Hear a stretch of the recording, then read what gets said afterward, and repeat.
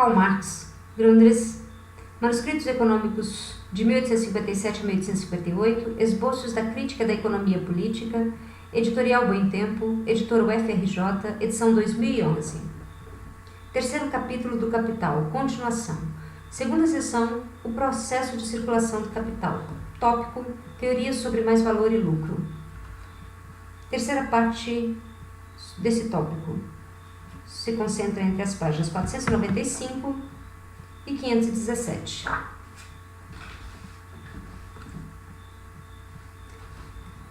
O único valor produzido pelo capital em uma dada produção é o valor adicionado pelo novo conquanto de trabalho, mas esse valor consiste em trabalho necessário que o salário reproduz, do adiantamento do capital feito na forma de salário e do trabalho excedente, ou seja, do valor excedente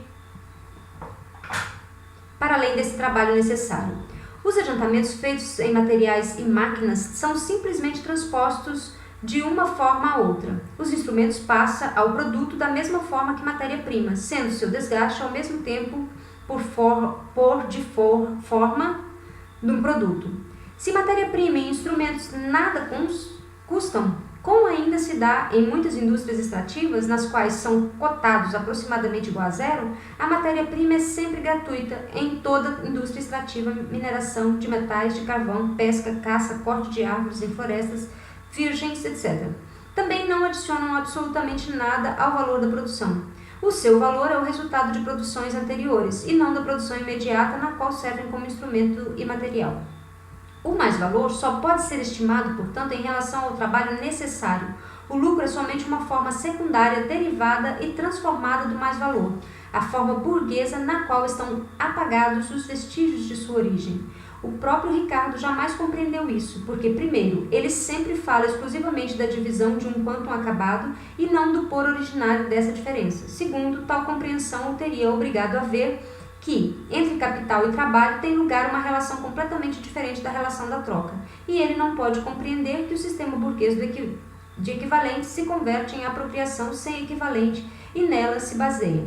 Terceiro, sua tese de lucro e salário proporcionais refere-se somente ao fato de que, se um valor total é dividido em duas porções, ou enfim em um quantum, é dividido em dois as grandezas de ambas as partes, e estão necessariamente em relação inversa. A questão foi então corretamente reproduzida ou reduzida por sua escola a essa banalidade. O que o motivou, a formulação da proporcionalidade de salários e lucros, não foi um interesse em esclarecer o fundamento da criação do valor excedente, pois ele parte do pressuposto de que um dado valor deve ser repartido entre os salários e lucros, entre capital e trabalho, e subentende, portanto, que tal divisão é auto-evidente. Mas, primeiramente, para fazer valer frente à determinação corrente dos preços, a determinação correta a que formulou a partir do valor, na medida em que mostrou que o limite do próprio valor não é afetado por sua repartição, por sua diferente repartição em lucros e salários. Em segundo lugar, para explicar a queda, não apenas transitória, mas contínua da taxa de lucro, que para ele era inexplicável sob o pressuposto de que uma proporção fixa do valor cabe ao trabalho.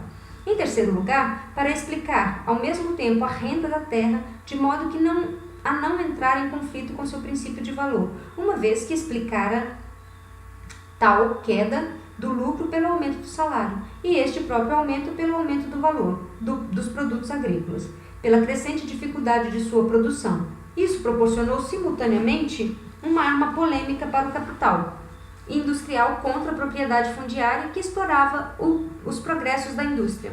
Ao mesmo tempo, no entanto, movido pela simples lógica, ele, Ricardo, havia proclamado a natureza contraditória do lucro, do trabalho e do capital, por mais que depois se esforce para provar ao trabalhador que esse caráter contraditório do lucro e do salário não interessa a sua renda real, e mais ainda, que um aumento proporcional não interessa a sua renda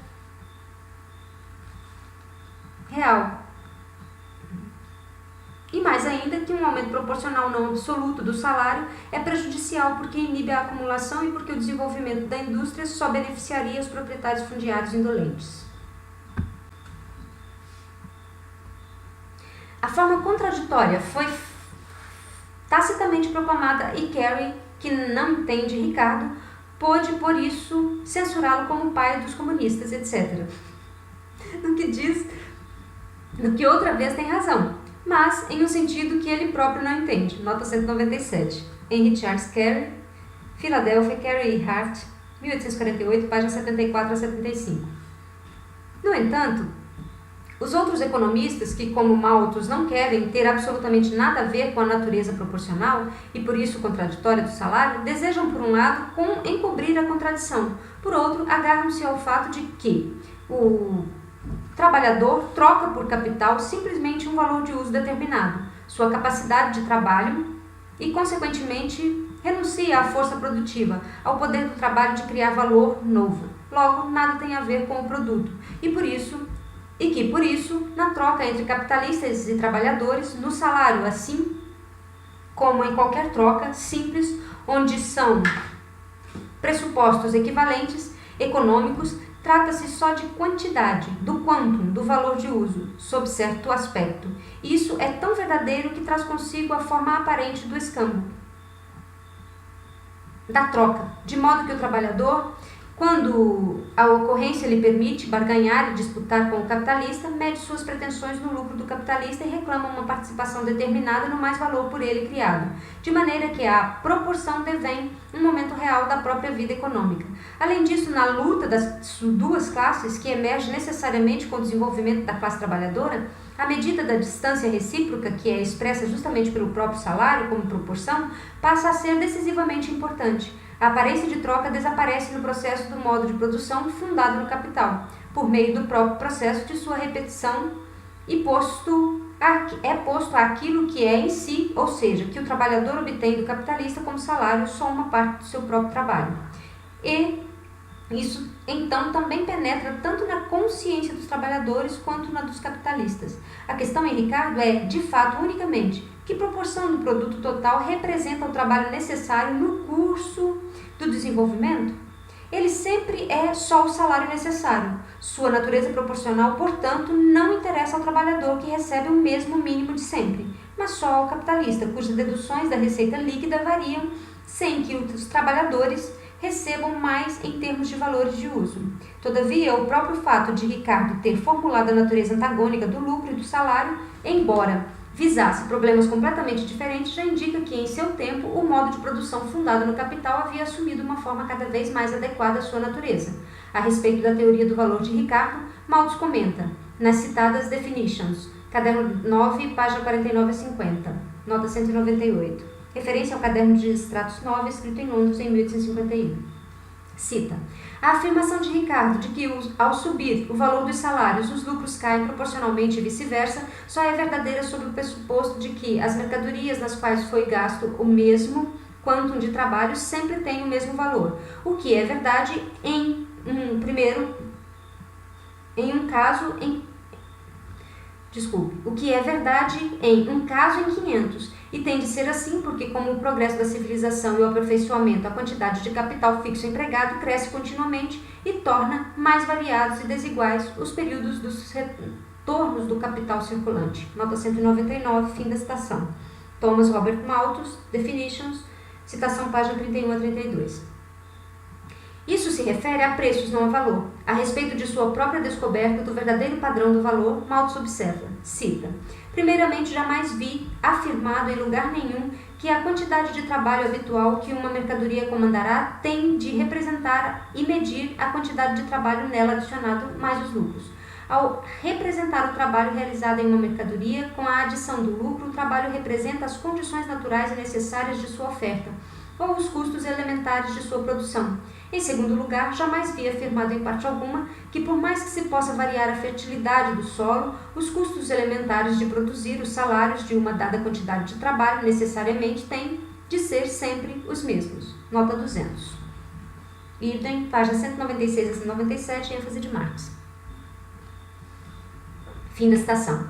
O que significa apenas que os salários são sempre iguais ao tempo de trabalho necessário à sua produção, o qual varia com a produtividade do trabalho. A quantidade de mercadorias permanece a mesma. Cita: caso se considere o valor como o poder geral de compra de uma mercadoria, isso se refere à compra de todas as mercadorias, a massa geral de mercadorias. Mas essa massa é totalmente intratável. Agora, nem por um momento pode ser negado que o trabalho representa melhor do que qualquer outro objeto uma média da massa geral de produções. Nota 201, Ibidem, página 205. Nova citação. Uma grande classe de mercadorias, como as matérias-primas, aumenta com o progresso da sociedade em comparação com o trabalho, ao passo que os antigos manufaturados diminuem. Assim, não está longe da verdade dizer que a massa média de mercadorias que uma dada quantidade de trabalho comandará no mesmo país, ao longo do mesmo século, pode não variar de maneira muito significativa. Nota 202, Ibidem, página 206. O valor tem de ser sempre valor em troca de trabalho. Nota 203, Ibidem, página 224. Em outras palavras, a doutrina é: o valor de uma mercadoria, que é o trabalho nela adicionado, é representado pela jornada de trabalho vivo que ela comanda, pelas quais ela pode se trocar e, consequentemente, pelos salários. A jornada de trabalho vivo contém tanto tempo necessário quanto tempo excedente. Façamos a maltos o máximo favor que podemos fazer. Ou seja, admitamos que a relação entre trabalho excedente e trabalho necessário, quer dizer, a relação entre salário e lucro, permanece sempre constante. Antes de tudo, o fato de o Sr. Malthus falar do trabalho adicionado mais os lucros já demonstra sua confusão, justamente porque os lucros só podem constituir uma parte do trabalho adicionado.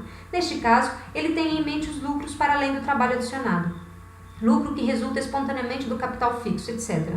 Isso só pode dizer respeito à repartição do lucro total dos diferentes acionistas entre si, e não ao seu quantum total. Pois, se todos obtêm por suas mercadorias e trabalhos nela adicionados mais lucros, de onde viriam estes últimos, Sr. Malthus? Se um obtém trabalho adicionado em sua mercadoria mais lucro, o outro deve obter trabalho adicionado menos lucro. O lucro considerado aqui como mais do que o mais valor real. Portanto, isso não se sustenta. Suponha agora que o trabalho adicionado seja igual a 3, jornada de trabalho. De modo que, se a proporção do tempo de trabalho excedente é de 1 para 2, as 3 jornadas foram obtidas em pagamento por uma jornada e meia de trabalho. Os trabalhadores trabalham, na verdade, 3 dias, mas cada um só recebeu em pagamento meia jornada de trabalho. Em outros termos, a mercadoria que obtém por seus 3 dias de trabalho tinha somente uma jornada e meia adicionada nela. Portanto, inalterada.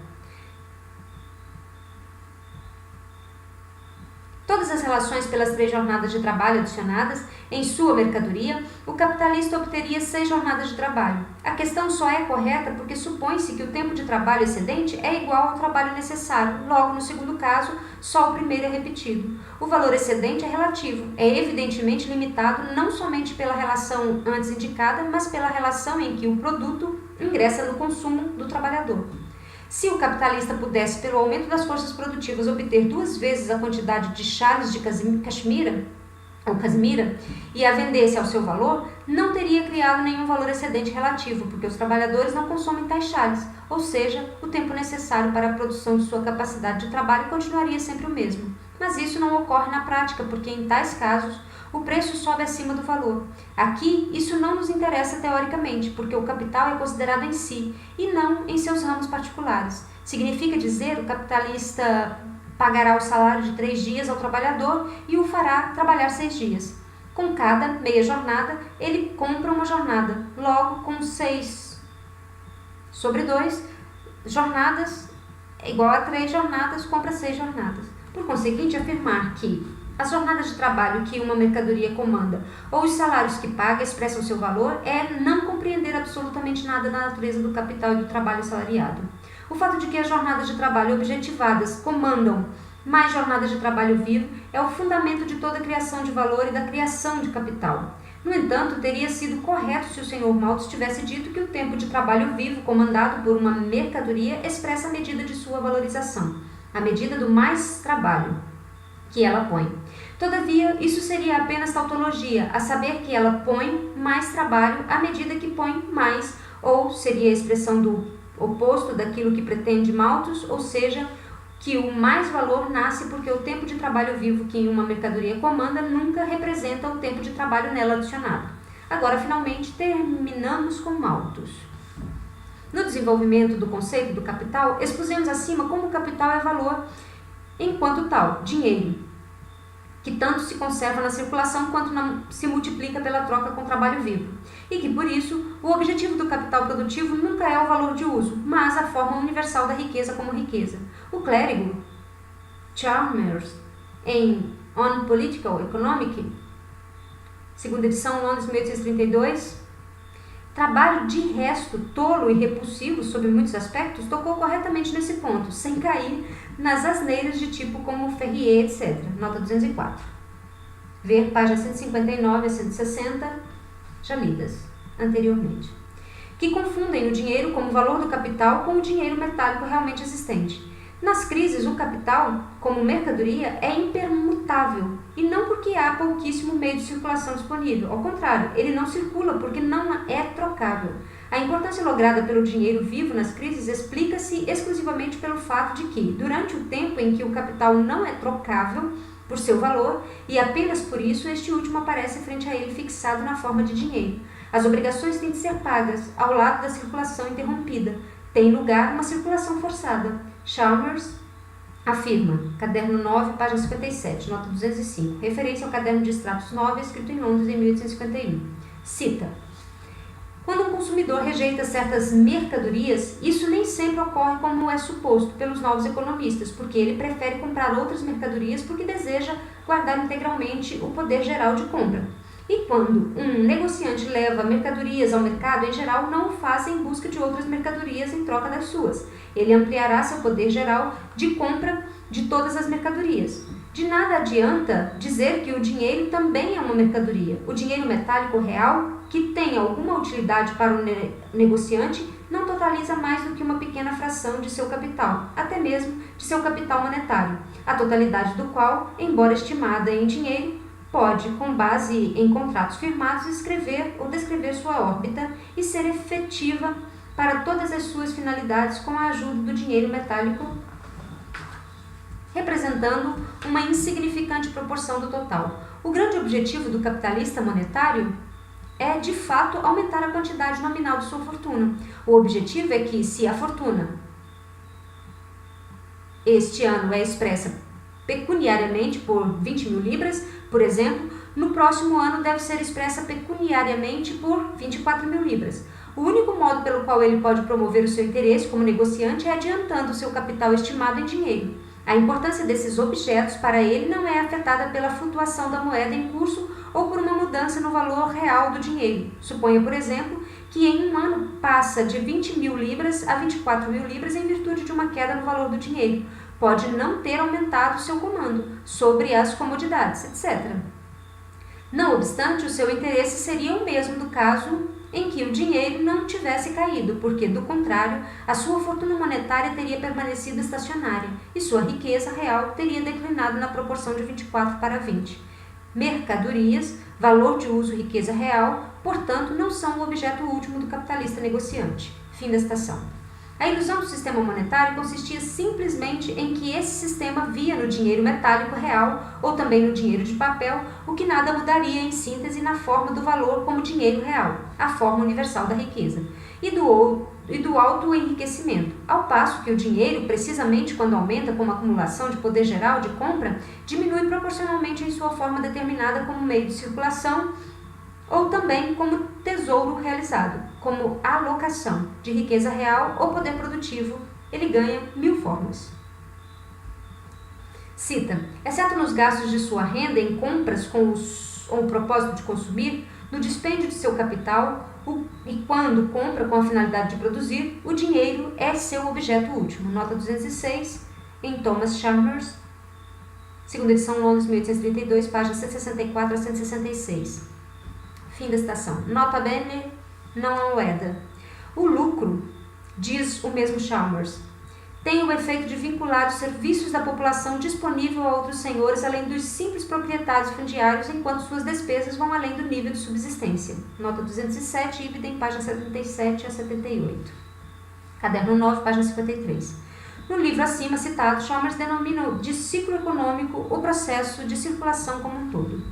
Cita: o mundo do comércio pode ser concebido como girando, no que podemos chamar um ciclo econômico, ciclo que cumpre uma rotação com o negócio retornando, por meio de suas sucessivas transações, ao ponto de onde partira.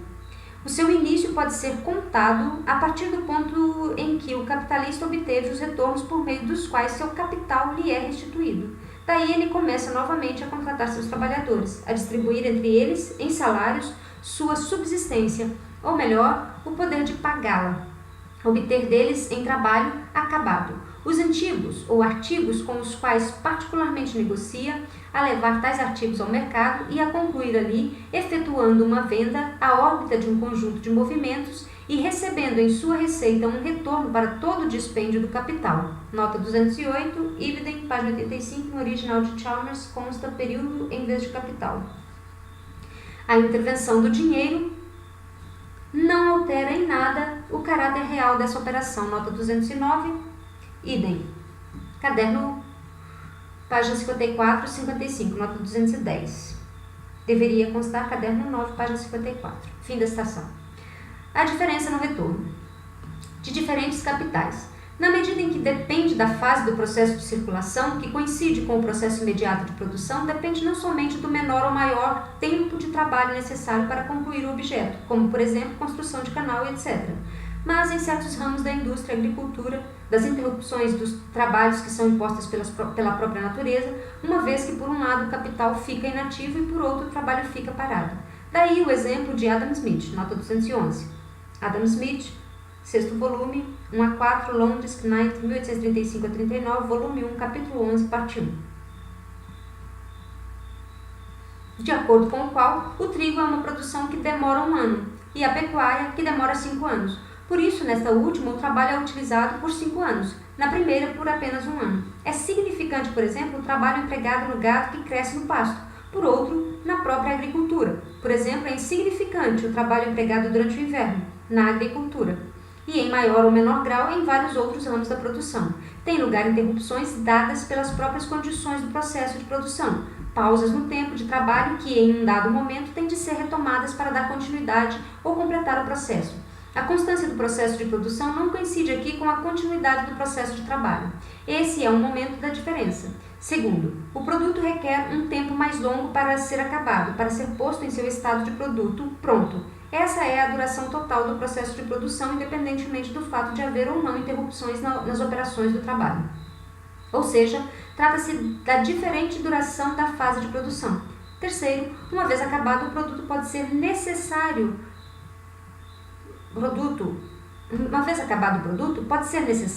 que permaneça inativo por um tempo mais prolongado, durante o qual precisa de relativamente pouco trabalho para passar por processos naturais, por exemplo, o vinho. Conceitualmente, esta última será mais ou menos como o caso 1. Quarto, o tempo mais prolongado para ser levado ao mercado, porque se destina a mercado mais distante. Conceitualmente, coincide com o caso 2. Quinto, o tempo mais ou menos prolongado do retorno total do capital, sua reprodução total, na medida em que é determinado pela relação entre capital fixo e capital circulante. Não se refere, evidentemente, ao processo de produção imediato, à sua duração, mas recebe sua determinação da circulação. O tempo de reprodução do capital total é determinado pelo processo global, incluída a circulação. Desigualdade nos períodos necessários à produção. Nota 212. Thomas Hodgkin, Popular Political Economic, Londres, Charles Tate, 1827, páginas 146 e 147. Cita. A diferença de tempo requerido para completar os produtos da agricultura e de outras espécies de trabalho é a principal causa da grande dependência dos agricultores. Eles não podem levar suas mercadorias ao mercado em um período inferior a 1 ano. Por todo esse período, são compelidos a tomar emprestado do sapateiro, do alfaiate, do ferreiro, do fabricante de rodas de veículos e de vários outros trabalhadores, de cujos produtos necessitam e que são concluídos em uns poucos dias ou semanas. Devido a essa circunstância natural e devido ao aumento mais rápido da riqueza produzida por outro tipo de trabalho, que não o da agricultura, os monopolizadores de toda a terra, não obstante tenham monopolizado também a legislação, são incapazes de impedir que eles próprios e seus criados, os fazendeiros, sejam a classe mais dependente na comunidade. Nota 213, caderno 9, página 44. Nota 213, Ibiden, página 147.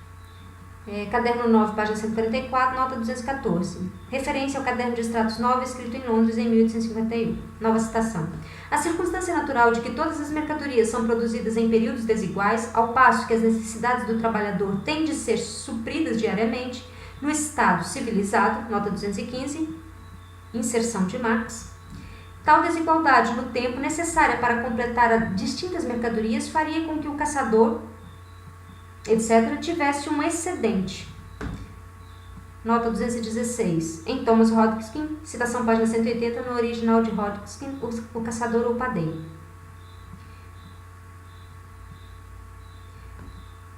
Tivesse um excedente de caça, etc. Nota 217. No original de Hodgkin, de caça ou pão.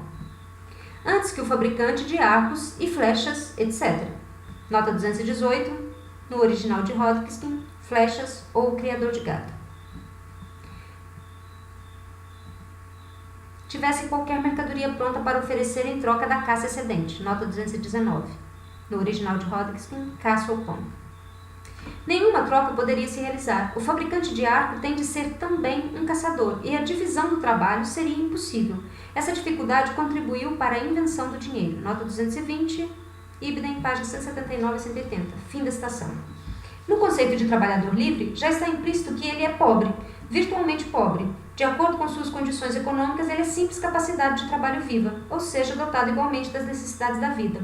Estado de necessidade em todos os aspectos, sem existência objetiva como capacidade de trabalho para sua realização.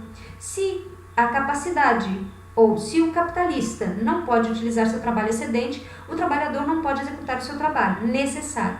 Não pode produzir seus meios de subsistência, não pode obtê-los. Então, pela troca, ao contrário, só os obtém, quando é o caso, pelas migalhas da renda que lhe caem como esmola.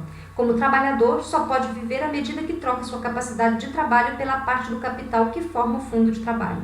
Essa própria troca está ligada a condições contingentes para o trabalhador e indiferentes em relação ao seu ser orgânico. Ele é, portanto, pobre em potência. Além disso, como a condição da produção fundada sobre o capital é de que o trabalhador produza sempre mais trabalho excedente, sempre é liberado mais trabalho necessário. Consequentemente, as chances de seu pauperismo aumentam. Ao desenvolvimento do trabalho excedente corresponde o desenvolvimento da população excedente. Em diferentes modos de produção sociais existem diferentes leis de aumento da população e da superpopulação. Esta última equivale ao pauperismo. Essas diferentes leis podem simplesmente ser reduzidas aos diferentes modos da população, da relação às condições de produção, ou no que diz respeito ao indivíduo vivente, às suas condições de reprodução como membro da sociedade, uma vez que ele só trabalha e apropria em sociedade. A dissolução dessas relações com respeito ao indivíduo singular ou à parte da população os põe fora das condições de reprodução dessa base determinada e, por essa razão, os põe como superpopulação e não somente desprovida de meios, mas incapaz de se apropriar dos meios de subsistência pelo trabalho. Logo, os põe como pobres. É só no modo de produção fundado sobre o capital que o pauperismo aparece como resultado do próprio trabalho, do desenvolvimento da força produtiva do trabalho. Por isso, em um estágio de produção social, pode ser superpopulação, e o que em outro estágio não é, assim como podem ser distintos seus efeitos. Na antiguidade, por exemplo, as colônias no exterior constituíam superpopulação, pessoas que não poderiam continuar a viver no mesmo espaço sobre a base material da propriedade. As condições de produção.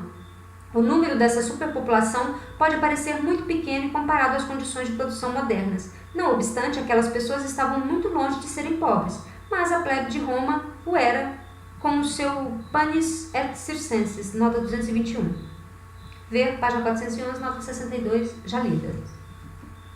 A superpopulação que leva às grandes migrações pressupõe, por sua vez, outras condições. Nota 222. Sobre as colônias da antiguidade e as grandes migrações populares, ver o artigo de Marx, Forced Immigration, Cost and Manzini, The Refugee Question. Mr. Cobden, New York Daily Tribune, número 3722, 22 de 3 de 1853, páginas 5 a 6. Como em todas as formas de produção precedentes, o desenvolvimento das forças produtivas não é a base da apropriação, mas uma relação determinada às condições de produção, formas de propriedade, aparecem como limites pressupostos das forças produtivas, relação que deve simplesmente ser reproduzida. O desenvolvimento da população, em que se sintetiza o desenvolvimento de todas as forças produtivas, tende a encontrar mais ainda um limite externo e assim aparecer como algo a ser limitado. As condições da comunidade só são compatíveis com um determinado quantum de população.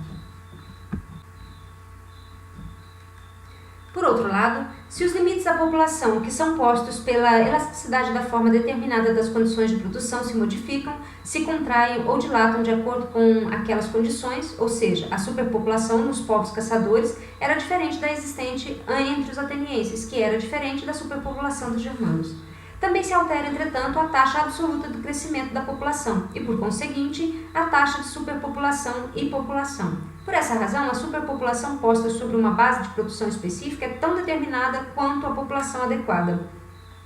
Superpopulação e população tomadas em conjunto constituem a população que uma base de produção determinada pode gerar. Até que ponto ela pode ultrapassar seu limite é dado pelo próprio limite, ou antes pela mesma causa que põe o limite, exatamente como o trabalho necessário e o trabalho excedente.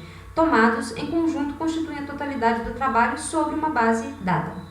A teoria de Malthus, que aliás não é invenção sua, mas de cuja glória ele se apropriou pelo fervor beato com que a proclamou, no fundo, é só significativa sob dois aspectos, e exclusivamente pela ênfase particular que ele lhe deu. Primeiro, porque emprega ou empresta uma expressão brutal ao brutal ponto de vista do capital. Segundo, porque afirma o fato da superpopulação em todas as formas da sociedade. Não a demonstrou, pois não há nada mais acrítico do que sua confusa compilação de historiadores e de narrativas de viagem. A sua concepção é inteiramente falsa e pueril. Primeiro, porque considera a superpopulação nas diferentes fases do desenvolvimento econômico como algo da mesma espécie. Não entende sua diferença específica e por isso reduz estupidamente essas relações muito complicadas e variáveis a uma única relação em que se confrontam como duas séries naturais. De um lado, a reprodução natural do ser humano e de outro, a reprodução natural dos vegetais, ou meios de subsistência, uma das quais se reproduz geometricamente, a outra aritmeticamente. Desse modo, transforma as relações historicamente distintas em uma relação numérica abstrata, tirada simplesmente do nada, que não se baseia nem em leis naturais, nem em leis históricas. Haveria uma diferença natural, por exemplo, entre a reprodução do ser humano e a dos cereais. O imbecil subentende com isso que o aumento do ser humano é um processo puramente natural, que precisa de limitação e controles externos para não continuar em uma progressão geométrica. Essa reprodução geométrica é o processo de reprodução natural do ser humano. Na história, ele constata que a população evolui em ritmos muito diferentes e que a superpopulação, da mesma forma, é uma relação determinada historicamente, de forma alguma determinada por números ou pelo limite absoluto da produtividade dos meios de subsistência, mas pelos limites postos por condições de produção determinadas. Limitada também do ponto de vista numérico. Como nos parecem modestos os números que, para os atenienses, significavam população excedente. Em segundo lugar, limitada, segundo a característica. Uma superpopulação de atenienses livres convertidos em colonos é significativamente diferente de uma superpopulação de trabalhadores convertidos em internos de asilo de pobres, workhouse. Da mesma forma, a superpopulação de mendigos que consome o produto excedente de um mosteiro é diferente da superpopulação que se forma em uma fábrica. E é Malthus quem abstrai dessas leis históricas determinadas dos movimentos da população, leis que, entretanto, porque são a história da natureza do ser humano, porque são leis naturais, somente são leis naturais do ser humano, sobre a base de um desenvolvimento histórico determinado, com um determinado desenvolvimento das forças produtivas, condicionado por seu próprio processo histórico. O ser humano malthusiano, abstraído do ser humano historicamente determinado, existe apenas em seu cérebro. É também por essa razão que esse ser humano natural malthusiano corresponde ao método de reprodução geométrico. A história real se apresenta para ele, por conseguinte, não de forma que a produção de seu ser humano natural é uma abstração do processo histórico, da reprodução real, mas ao contrário, que a reprodução real é a aplicação da teoria malthusiana. Em consequência, o que na história são as condições imanentes a cada nível, tanto da população quanto da superpopulação, aparecem nele como uma série de limitações exteriores que impediram a população de se desenvolver na forma malthusiana. As condições nas quais seres humanos se reproduzem e produzem, historicamente aparecem como obstáculos da reprodução do ser humano natural malthusiano, que é uma criatura malthusiana. Por outro lado, a produção de meios de subsistência marcada e determinada pela ação humana como aparece como limitação, que ela põe a si mesma. As samambaias cobririam toda a terra, a sua reprodução só pararia ali onde terminasse o espaço para elas. Elas não observariam qualquer proporção aritmética. É difícil dizer onde Malthus descobriu que a reprodução de produtos naturais espontâneos, sem obstáculos externos, para por si mesma. Os limites imanentes, historicamente mutáveis, do processo de reprodução humana, Malthus transforma em obstáculos externos, as limitações externas da reprodução natural em limites imanentes, ou leis naturais da reprodução. Ele relaciona estupidamente um determinado quantum de pessoas com um determinado quantum de meios de subsistência. Ricardo retrucou imediata e corretamente que o quantum de cereais disponível é correlatamente indiferente para o trabalhador se ele não tem nenhuma ocupação, que, portanto, são os meios de emprego e não os de subsistência que o colocam ou não na categoria de superpopulação. Nota 223. Davi Ricardo, terceira edição, Londres, Murray, 1821. Páginas 493 e 495, edições portuguesas de Princípios da Economia Política e de Tributação, Lisboa, Fundação Carlos Gulbenkian, 2001. Mas isso tem de ser compreendido de maneira mais geral e se refere a rigor à mediação social por meio da qual o indivíduo se relaciona aos meios de sua reprodução e os cria, em consequência, as condições de produção e a sua relação com elas. Para o escravo, em Atenas, não havia ali qualquer limite ao seu aumento, exceto os artigos de primeira necessidade, produtíveis. E jamais ouvimos que na antiguidade tenham existido escravos excedentes. Ao contrário, a necessidade de escravos crescia, não obstante havia superpopulação de não trabalhadores, no sentido imediato, que não eram muitos em relação aos meios de subsistência existentes, mas que tinham perdido as condições sob as quais poderiam se apropriar deles. A invenção de trabalhadores excedentes, de pessoas sem propriedade que trabalham, pertence à época do capital. Os mendigos que se agregavam aos mosteiros e os ajudavam a consumir todo o seu produto excedente estão na mesma classe dos agregados feudais, o que indica que o produto excedente não podia ser inteiramente consumido por seus poucos proprietários. Trata-se tão somente de outra forma dos agregados do passado ou dos empregados domésticos de hoje. A superpopulação entre os povos caçadores, por exemplo, que fica patente no conflito entre diferentes tribos, demonstra não que a terra não poderia comportar o seu modesto número, mas que as condições de sua reprodução exigiam um extenso território para poucas pessoas. Em nenhum lugar existe relação à inexistente massa absoluta de meios de subsistência, mas relação às condições de produção da produção desses meios, nas quais, entretanto, estão igualmente incluídas as condições de reprodução dos seres humanos, da população total, da superpopulação relativa. Tal excedente é puramente relativo, sem absolutamente nenhuma relação com os meios de subsistência propriamente ditos, mas com o modo de produzi-los. Em consequência, também só é excedente em relação a esse nível de desenvolvimento.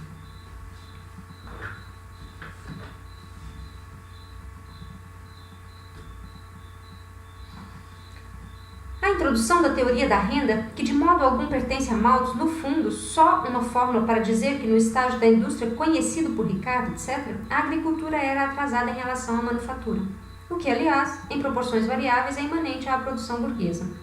Não vem ao caso aqui.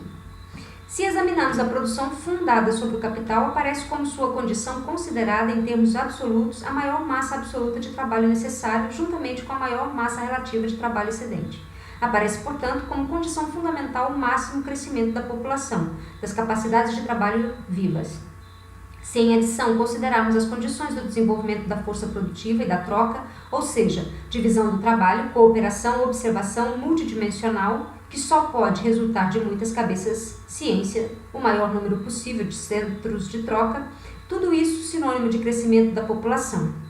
Por outro lado, na condição de apropriação de trabalho alheio está implícito que, além da população necessária, a população que representa o trabalho necessário, o trabalho que é necessário à produção, há uma superpopulação que não trabalha. Em seu desenvolvimento posterior, o capital indica que se forma, ao lado da fração industrial, os capitalistas industriais, dessa superpopulação, um ramo puramente consumidor, ociosos, cujo negócio consiste em consumir produto alheio e que, como o consumo ordinário, tem seus limites, tem de receber os produtos em parte sob a forma refinada, fornecidas como produto de luxo. Quando falam sobre superpopulação, os economistas não se referem a essa superpopulação ociosa. Pelo contrário, ela sua ocupação de consumir é tratada pelos fanáticos da demografia precisamente como população necessária, e com razão, e de maneira consequente. A expressão superpopulação refere-se exclusivamente às capacidades de trabalho. A população necessária, excesso de capacidade de trabalho. Mas isso decorre simplesmente da natureza do capital. A capacidade de trabalho só pode executar seu trabalho necessário se o seu trabalho excedente tem valor para o capital, se for utilizável para ele. Por conseguinte, se essa usabilidade é inibida por um ou outro limite, a própria capacidade de trabalho aparece. Primeiro, exterior às condições de reprodução de sua existência. Ela existe sem suas condições de subsistência e, por essa razão, é um mero empecilho, necessidade sem os meios de satisfazê-las. Segundo, o trabalho necessário aparece como supérfluo, porque o supérfluo não é necessário. Ele só é necessário na medida em que é condição para a valorização do capital. A relação entre trabalho necessário e excedente, tal como é posta pelo capital, converte-se, portanto, em seu contrário, de modo que uma parte do trabalho necessário, o trabalho que reproduz capacidade de trabalho, é supérfluo e, por isso, essa própria capacidade de trabalho é utilizada como excedente da população trabalhadora necessária, ou seja, da fração da população trabalhadora cujo trabalho necessário não é supérfluo, mas necessário para o capital. Como o desenvolvimento da força produtiva, posto necessariamente pelo capital, consiste em aumentar a proporção entre trabalho excedente e necessário, ou em diminuir a fração de trabalho necessário requerida por um quantum de trabalho excedente. Tem de diminuir necessária e continuamente se é dado um quantum determinado de capacidade de trabalho, a proporção de trabalho necessário dela utilizada. Uma parte dessa capacidade de trabalho devém supérflua, na medida em que uma fração dela é suficiente para executar o quantum de trabalho excedente que antes exigia todo o quantum de capacidade de trabalho. Por isso, o pôr de uma determinada fração da capacidade de trabalho como supérflua, pôr como supérfluo o trabalho exigido para a sua reprodução, é a consequência necessária do crescimento do trabalho excedente em relação ao necessário. A redução do trabalho relativamente necessário aparece como aumento da capacidade de trabalho relativamente supérflua, como pôr de sua superpopulação. Se esta última é conservada, não o é a partir do fundo de trabalho, mas da renda de todas as classes. Tal conservação não se dá pelo trabalho da própria capacidade de trabalho, não mais pela reprodução normal como trabalhador, mas como ser vivo, será mantido pela piedade alheia, por isso devém lumpen e pobre. O trabalhador, pelo fato de que não mais se mantém pelo seu trabalho necessário, ou seja, não mais pela troca com uma parte do capital, fica fora das condições da relação aparente de troca e de interdependência. E, segundo lugar, a sociedade se encarrega, em partes alíquotas, da tarefa de conservar em bom estado para o senhor capitalista o seu instrumento de trabalho virtual, seu desgaste natural, como reserva para a utilização posterior. O capitalista se dispensa em parte dos custos de reprodução da classe trabalhadora e pauperiza, assim, em seu benefício, uma parte remanescente da população. Por outro lado, como se reproduz continuamente como capital excedente, o capital tem tanto a tendência de pôr como de abolir esse pauperismo. Ele atua em direções opostas, de modo que ora predomina uma, ora outra. Finalmente, no pôr do capital excedente está implícito o seguinte: primeiro, ele requer uma população crescente para ser posto em movimento. Se a população relativa de que necessita ficou menor, ele próprio ficou maior. Segundo, ele requer uma parte da população desocupada, ao menos relativamente. Uma superpopulação relativa para ter uma população reserva imediatamente disponível para o crescimento do capital excedente. Terceiro, a um dado nível das forças produtivas, o valor excedente pode estar presente, mas não na massa, na proporção exigida para ser utilizado como capital. Supõe não apenas um mínimo nível de produção, mas sua expansão. Nesse caso, capital excedente e população excedente. Da mesma maneira, pode existir superpopulação, mas não suficiente, não nas proporções requeridas para a produção acrescida. Em todas essas considerações, ainda se abstrai inteiramente de modo deliberado das vicissitudes da venda ou de venda, da contratação do mercado, etc. Em síntese, de tudo o que o processo de muitos capitais pressupõe. Adam Smith é de opinião de que o trabalho nunca muda o seu valor, no sentido de que para o trabalhador um determinado quantum de trabalho é sempre um determinado quantum de trabalho. Em Adam Smith, é um sacrifício quantitativamente de mesma magnitude. Se obtém muito ou pouco por 1 hora de trabalho, o que depende da produtividade do trabalho e outras circunstâncias. Trabalhei 1 hora de trabalho. O que tenho de pagar para o resultado do meu trabalho, meu salário, é sempre a mesma hora de trabalho, como quer que varie o resultado. Cita. Iguais quantidades de trabalho têm de ter o mesmo valor em todos os tempos e lugares, para aquele que trabalha, em seu estado normal de saúde, força e atividade, e com o grau normal de habilidade e agilidade que pode possuir, o trabalhador sempre tem de ceder a mesma porção de seu repouso, sua liberdade e sua facilidade, ou felicidade, desculpe. Qualquer que seja a quantidade de mercadoria que consegue obter como remuneração de seu trabalho, o preço que ele paga é sempre o mesmo. Esse preço certamente pode comprar uma quantidade ora menor, ora maior dessas mercadorias, mas simplesmente porque o valor delas varia e não o valor do trabalho que as compra, o trabalho isoladamente, portanto. Jamais varia seu valor próprio. Por conseguinte, ele é o preço real das mercadorias, sendo o dinheiro apenas seu valor nominal. Caderno, página 7, nota 224. Adam Smith, tradução Garnier, Paris, H. 1802, tomo 1, páginas 65 a 66. Edições brasileiras, uma investigação sobre a natureza e as causas da riqueza das nações, São Paulo, Enos, 2008. Marx refere-se a um caderno de extratos parisiense de 1844, Vermega 4, seção 4, capítulo 2, páginas 339 a 340. Fim da citação. Tu trabalharás com o suor do teu rosto. Foi a maldição que Jeová lançou a Adão. Nota 225. Ver a Bíblia, o Velho Testamento, livro 1 de Moisés, Gênesis 3:19. E assim, como maldição, Adam Smith concebe o trabalho. O repouso aparece como um estado adequado, sinônimo de liberdade e felicidade. Adam Smith parece muito longe de imaginar que o indivíduo, em seu estado normal de saúde, força, atividade, habilidade e agilidade, também tem a necessidade de uma porção normal de trabalho e de suspensão do repouso. Certamente a própria medida do trabalho aparece dada externamente pelo objeto a ser atingido e pelos obstáculos a serem superados pelo trabalho para sua consecução. Adam Smith sequer suspeita, porém, que essa superação de obstáculos é em si atividade de liberdade, ou atividade da liberdade, uma atividade da liberdade.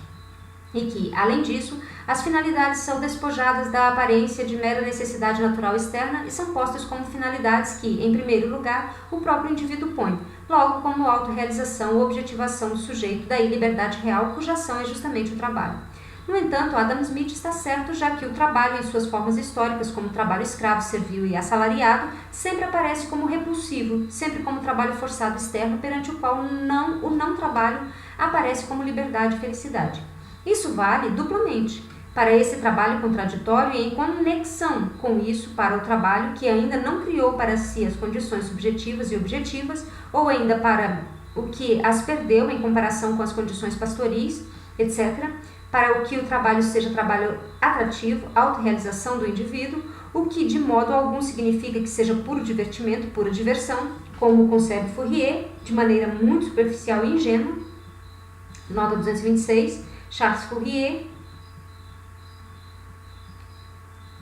terceira edição, Paris, 1848, volume 6, páginas 245 a 252.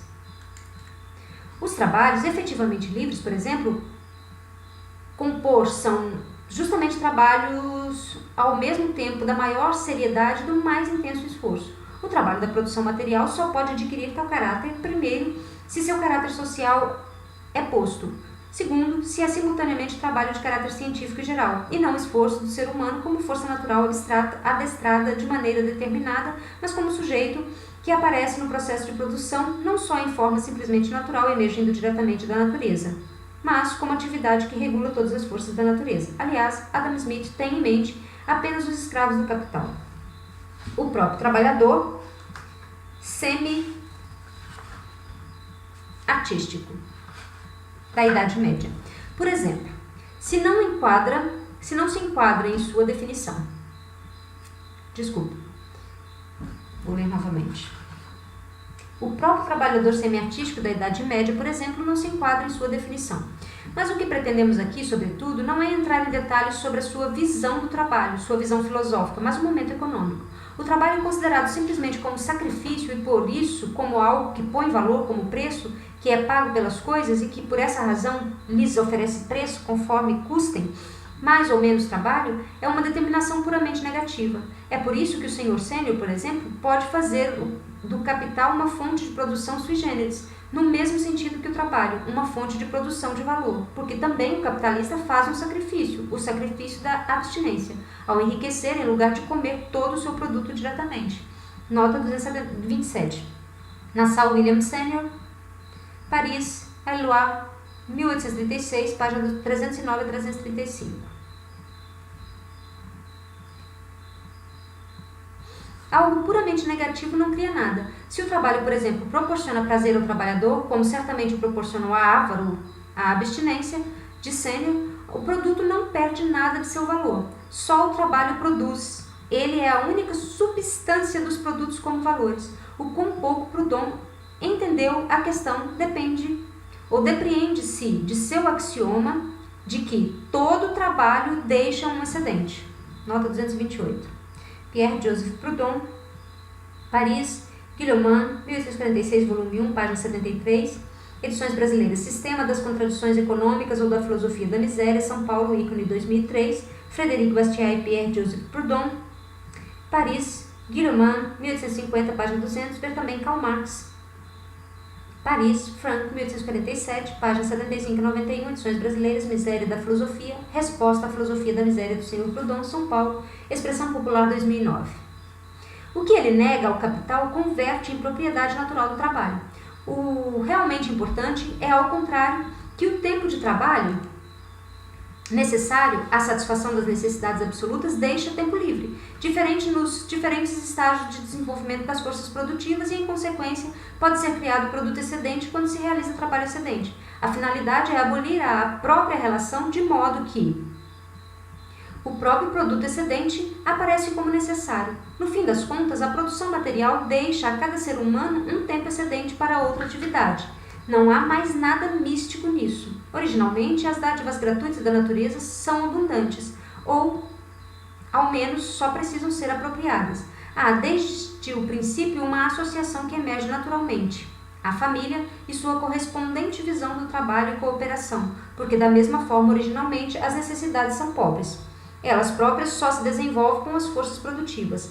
A medida dessa substância, o tempo de trabalho pressuposta a mesma intensidade, é por isso a medida dos valores.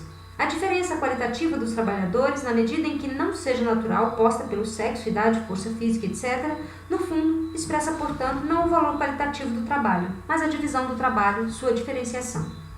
É ela própria somente um resultado histórico e é, por sua vez, abolida para a grande massa do trabalho, uma vez que está constituída de trabalho simples. Mas o trabalho qualitativamente superior tem economicamente sua medida no trabalho simples. O tempo de trabalho ou o quantum de trabalho é a medida dos valores. Duas coisas são só censuráveis pela mesma medida quando são de mesma natureza. Os produtos só podem ser medidos com a medida do trabalho, o tempo de trabalho, porque por sua natureza são trabalho. São trabalho objetivado. Como objetos assumem formas nas quais sua existência como trabalho pode certamente aparecer na forma, como finalidade posta neles exteriormente. Isso, entretanto, não se nota no gado, por exemplo, nem, aliás, nos produtos naturais reproduzidos, mas não tem mais nada em comum entre si. Eles existem como algo igual porquanto existiam como atividade. Esta última é medida pelo tempo, que por isso devém à medida do trabalho objetivado. Nós analisaremos, em outra parte, a extensão em que essa medição está relacionada com a troca, com o trabalho social não organizado, com o estágio determinado do processo de produção social. O valor de uso não se refere à atividade humana como fonte do produto, ao ser posto pela atividade humana, mas ao seu ser para os seres humanos, na proporção em que o produto tem uma medida para si. Tal medida é sua medida natural, sua medida como objeto natural, massa, peso, extensão, volume, etc. Medida da utilidade, etc. No entanto, como efeito ou existência em repouso da força que o criou, só é medido pela medida dessa própria força. A medida do trabalho é o tempo, somente porque são trabalho, podem os produtos ser medidos pela medida do trabalho, pelo tempo de trabalho ou pelo quantum de trabalho que neles foi consumido. A negação do repouso como mera negação, como sacrifício ascético, nada cria. Alguém pode se mortificar, se flagelar, etc., o dia todo como monges. etc. E esse quantum de sacrifício que faz não dá em nada. O preço natural das coisas não é o sacrifício feito por elas. Isso lembra antes a concepção não industrial que pretende conseguir riqueza mediante o sacrifício aos deuses. Tem de haver alguma coisa além do sacrifício. O que é denominado sacrifício do repouso pode ser igualmente denominado sacrifício da preguiça, da servidão e da infelicidade, negação de um estado negativo. Adam Smith considera o trabalho psicologicamente de acordo com o prazer ou a insatisfação que causa no indivíduo, mas o trabalho é algo mais que essa relação prazerosa do indivíduo com sua atividade. Em primeiro lugar, é algo para os outros, uma vez que o mero sacrifício de A de nada adiantaria a B. Em segundo lugar, é uma relação determinada do próprio indivíduo com a coisa que elabora e com as suas próprias aptidões ao trabalho. O trabalho é a atividade positiva, criadora. A medida do trabalho, o tempo, não depende evidentemente da produtividade desse trabalho. A sua medida nada mais é justamente do que uma unidade da qual as suas partes alíquotas expressam uma quantidade determinada. Daí, certamente, não se segue que o valor do trabalho é constante, ou o é somente na medida em que iguais quantas de trabalho são da mesma grandeza. Além disso, em uma determinação posterior, evidencia-se que os valores dos produtos são medidos não pelo trabalho que é neles empregado, mas pelo trabalho necessário à sua produção. Logo, não o sacrifício, mas o trabalho como condição de produção. O equivalente expressa a condição de sua produção, tal como lhe é dada a partir da troca, a possibilidade de renovação da atividade produtiva enquanto posta a seu próprio produto, ou por seu próprio produto.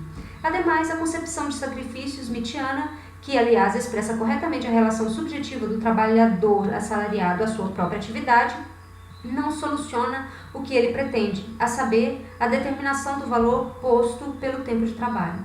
Para o trabalhador, uma hora de trabalho pode ser sempre a mesma quantidade de sacrifício, mas o valor das mercadorias não depende de modo algum de seus sentimentos, nem do valor da sua hora de trabalho, como Adam Smith admite que se pode comprar esse sacrifício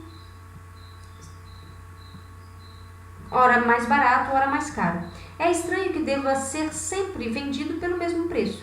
No entanto, ele é também inconsequente. Mais adiante, faz do salário a medida do valor, e não o quantum de trabalho.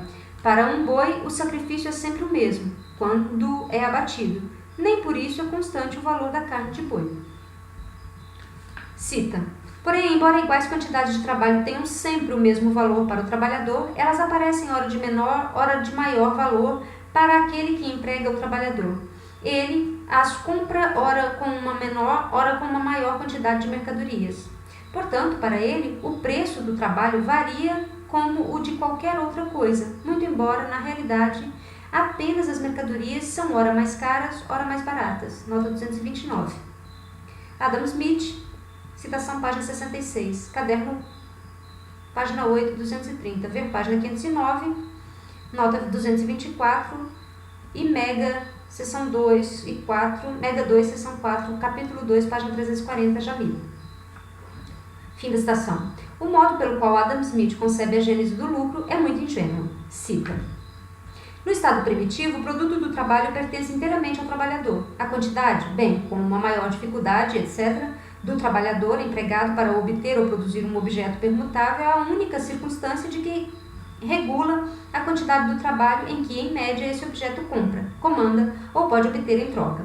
Entretanto, tão logo uma reserva se acumula nas mãos de pessoas privadas, o valor que os trabalhadores acrescentam ao objeto resolve-se em duas partes, das quais uma paga ao seu salário e a outra o lucro que ofere ao empresário sobre a soma do estoque que lhe permitiu adiantar esses salários e o material do trabalho. Ele não teria nenhum interesse em empregar esses trabalhadores se não esperasse da venda de sua obra algo mais do que lhe é necessário para repor os fundos, e não teria nenhum interesse em empregar uma parte maior dos fundos em lugar de uma menor, caso seus lucros não guardassem alguma proporção com o valor ou volume dos fundos empregados. C, página 9. Cadernos, página 9, 231, nota. Adam Smith, citação página 96 a 97, ver página 509, nota 224 e Mega 4, capítulo 2, página 341. Fim da citação. Ver a curiosa concepção de Adam Smith de que antes da divisão do trabalho, onde todo mundo conseguia todo necessário, nenhum fundo era necessário. Nota 232. Adam Smith, citação tomo 2, página 191 a 192. Como se nesse estado, caso o indivíduo não achasse fundos na natureza, não teria de achar condições de vida objetiva para trabalhar. Mesmo o selvagem, mesmo os animais criam reservas. Smith pode, no máximo, falar do estado em que tão somente o instinto momentâneo imediato aciona um trabalho imediato, caso em que a reserva, de uma maneira ou de outra, tem de se achar na natureza sem trabalho. Caderno, página 19, nota 233. Ver página 509, nota 224 e Mega 2, seção 4, capítulo 2, página 357 a 358. Smith se equivoca nesse caso. A concentração das reservas em uma mão não é necessária. No volume 3 de sua edição de Smith, Wakefield comenta, cita, o trabalho dos escravos sendo combinado é mais produtivo que o trabalho muito dividido dos homens livres. O trabalho dos homens livres é mais produtivo que o dos escravos somente quando passa a ser combinado por meio de grande encarecimento da terra e do sistema de assalariamento. Caderno 8, página 1, nota 234. Edward Gibbon, Wakefield, em Adam Smith, sexto volume, 1 a 4, Londres, Knight, 1835 a 39, volume 3, 1839, página 18. Nota. ênfase de Marx, a indicação da fonte refere-se ao Caderno de Extratos 8 de 1851.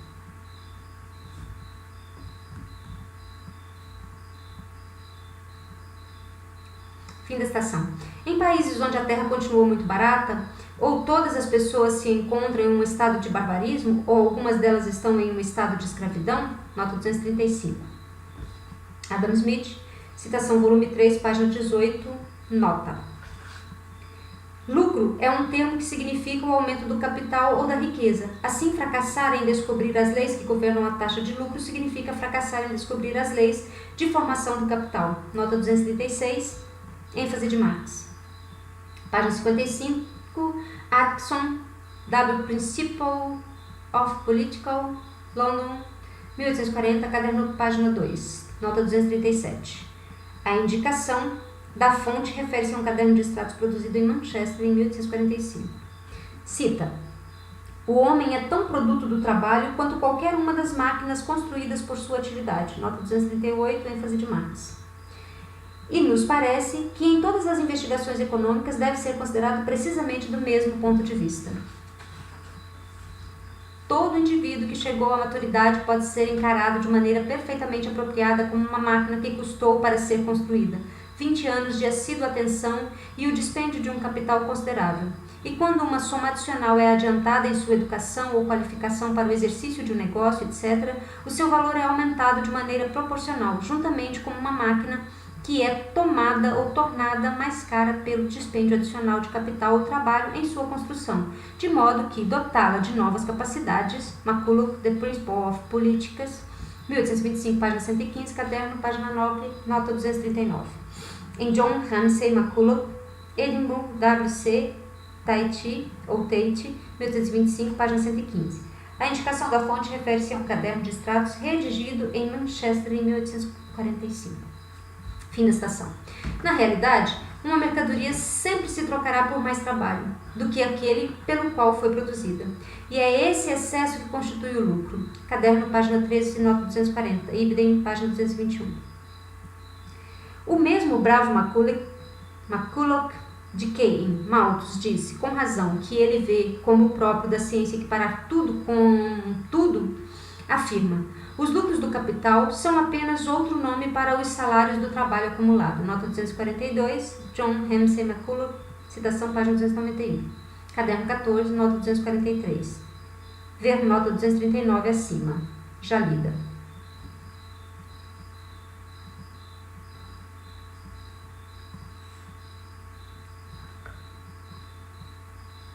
O pôr de trabalho excedente pelo capital é geralmente tão pouco compreendido pelos economistas que eles apresentam os notáveis fenômenos singulares em que ele se manifesta como algo excepcional, como curiosidade, como faz Ramsay sobre o trabalho noturno, nota 247.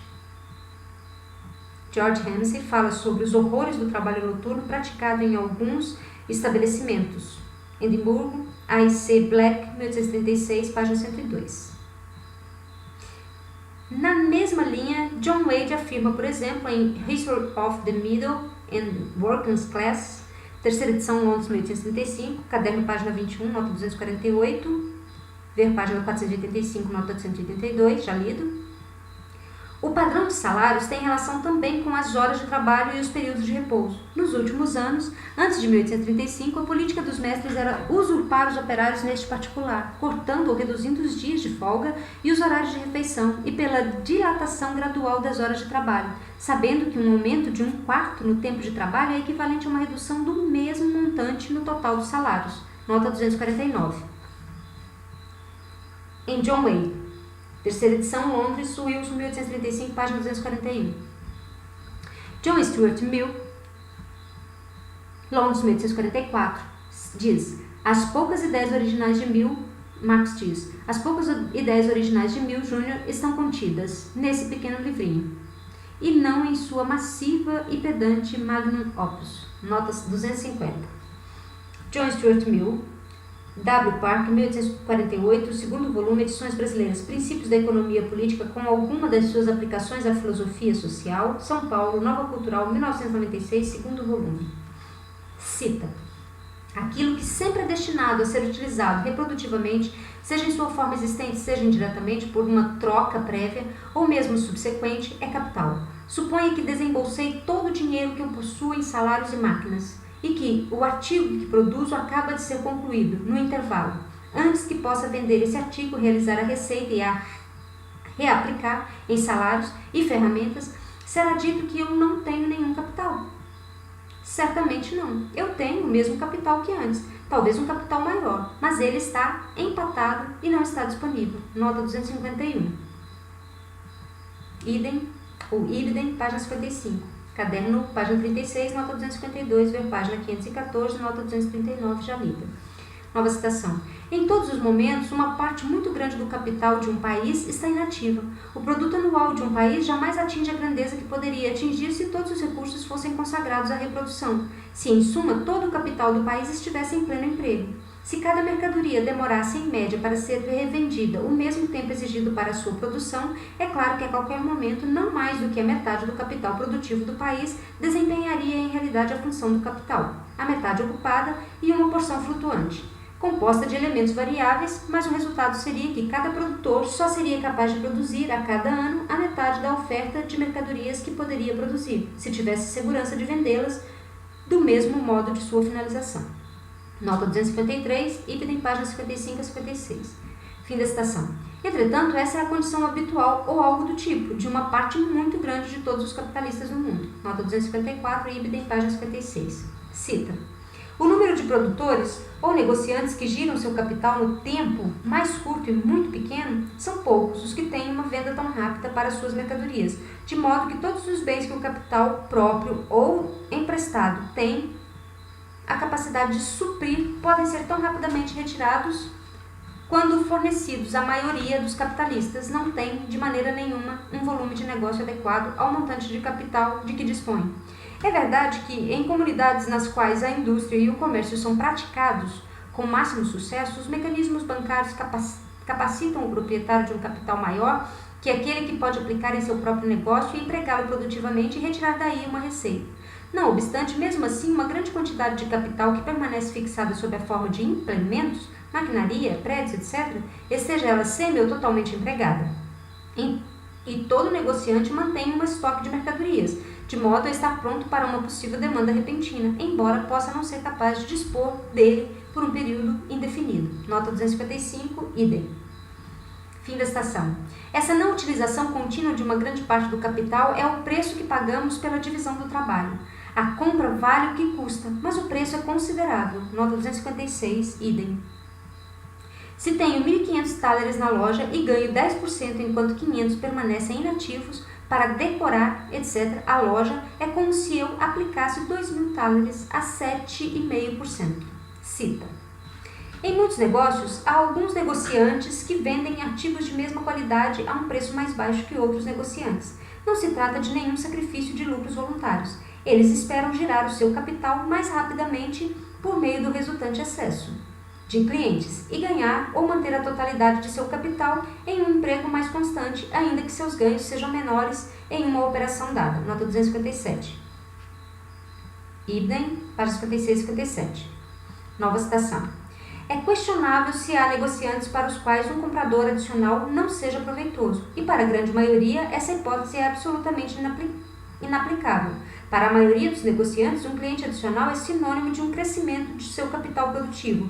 Esse cliente lhes possibilita transformar uma parte de seu capital, que estava ociosa e talvez jamais se tornasse produtiva em suas mãos até que um cliente fosse encontrado, em salários e instrumentos de produção. Com isso, o produto agregado do país para o próximo ano é aumentado, não pela simples troca, mas por trazer à atividade uma porção do capital nacional que não fosse pela troca, teria permanecido não empregada por um período mais longo. Nota 258.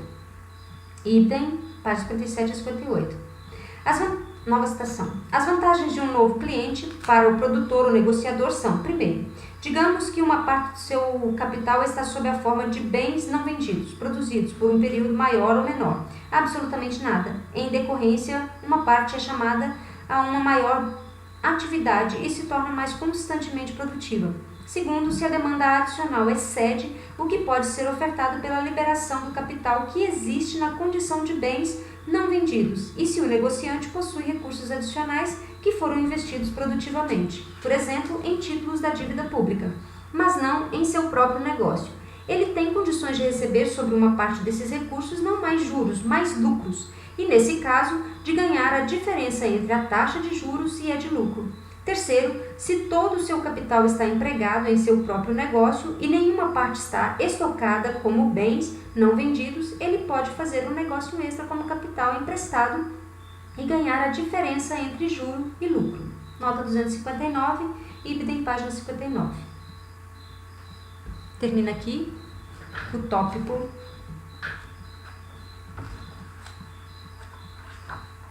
Teorias sobre o mais-valor e lucro. Continuaremos capital fixo e capital circulante a partir do próximo vídeo. Obrigada.